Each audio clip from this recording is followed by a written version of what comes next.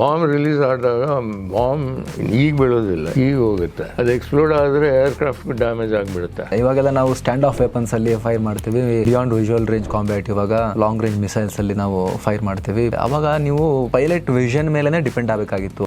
ಆ ಸ್ಪೀಡ್ ಅಲ್ಲಿ ಅದು ಹೇಗೆ ಜಡ್ಜ್ಮೆಂಟ್ ಹೇಗೆ? ಬಾಂಬ್ ಕೂಡ ಗೈಡೆಡ್ ಅಲ್ಲ, ಗ್ರಾವಿಟಿ ಬಾಂಬ್ ಹೋಗೋದು ಬೀಳ್ಬೇಕು ಕರೆಕ್ಟ್ ಆಗಿ. ಅದು ಹೇಗೆ ಕ್ಯಾಲ್ಕುಲೇಷನ್ ಹೆಂಗ್ ಮಾಡ್ತಿದ್ರು? ಗನ್ ಸೈಟ್ ಯೂಸ್ ಮಾಡ್ಕೊಂಡು ಹೋಗೋಕ್ ಮುಂಚೆನೆ ಒಂದು ಸೈಟ್ ಪಿಕ್ಚರ್ ಅಂತ ಒಂದು ಕ್ಯಾಲ್ಕುಲೇಟ್ ಮಾಡ್ಕೊಂಡು ಹೋಗ್ತೀವಿ. ತಿರ್ಗಾ ಅಲ್ಲಿ ಟಾರ್ಗೆಟ್ ಮೇಲೆ ಗನ್ ಸೈಟ್ ಅನ್ನ ಹಾಕಿ ರಿಲೀಸ್ ಮಾಡ್ತೀವಿ. ಗನ್ ಅಲ್ಲಿ ನೋಡ್ಬೇಕಾದ್ರೆ ಹಿಂಗ್ ನೋಡ್ತೀವಲ್ಲ, ಅದನ್ನೇ ಬಾಂಬ್ ಹಾಕೋಕ್ಕೂ ಕೂಡ ಯೂಸ್ ಮಾಡ್ಬೇಕಾಗತ್ತೆ.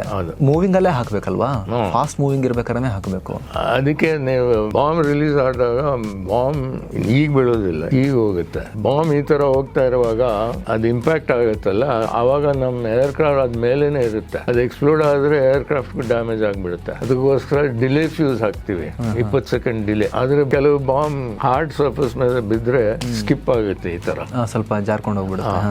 ಅದನ್ನು ಸ್ವಲ್ಪ ಅಲೋ ಮಾಡಿಕೊಂಡು ರಿಲೀಸ್ ಮಾಡಬೇಕು. ಫುಲ್ ವಿಡಿಯೋಗಾಗಿ ರಿಲೇಟೆಡ್ ಲಿಂಕ್ ಕ್ಲಿಕ್ ಮಾಡಿ.